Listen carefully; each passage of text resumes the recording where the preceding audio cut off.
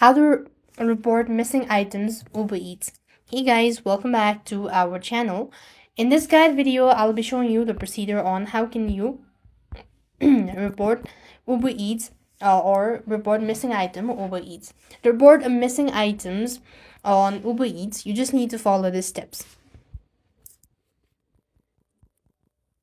First thing, you want to log into your account. You open up your Uber Eats app and go to your order section. Tap the menu bar at the top left corner, go to the order section or the history, and select the order that was incorrect or had missing items.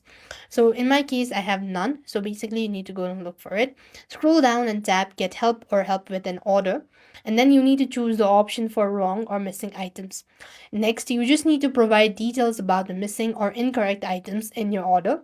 If you receive the wrong items, you may need to upload a photo, submit the report to Uber Eats support, and that's how you can report missing items Uber Eats.